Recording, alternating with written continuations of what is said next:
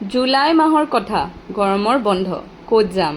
Plan কৰিলোঁ কলকাতা। কলকাতাৰ পৰা Sundarban, famous for Bengal tiger.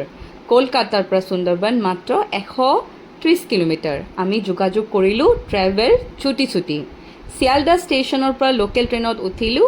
প্ৰায় 1 hour 45 minutesত পাই গ'লোঁ কেনিং। কেনিঙৰ পৰা অ'টোত উঠি পাই গ'লোঁ সুন্দৰবন। ইয়াৰ পৰা আমাৰ সুন্দৰবন ট্ৰিপ আৰম্ভ হ'ব।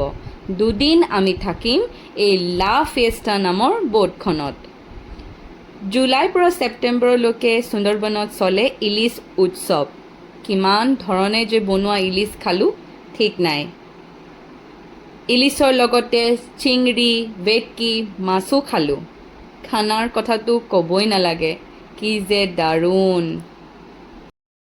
বাঘে এটেক কৰা মানুহজনকো লগ পালোঁ। তেখেতে সকলো কথাবোৰ ক'লে, কেনেকৈ তেওঁক বাঘে ধৰিলে আৰু মূৰৰ আধা অংশ এৰাই দিলে। বহুত দুখ লগা আছিল সেই সময়খিনি, কিন্তু তেখেত এতিয়া সুস্থ।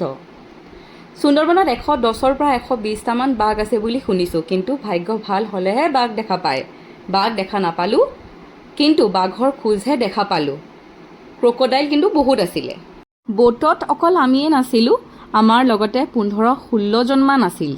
এই 2 দিন মোৰ ছোৱালী হিতিকাই যে কিমান উৎপাত কৰিলে, কিন্তু তাই সকলোকে নিজৰ কৰি পেলালে।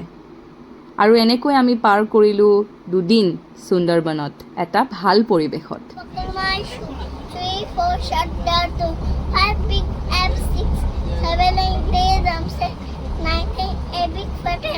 Wow!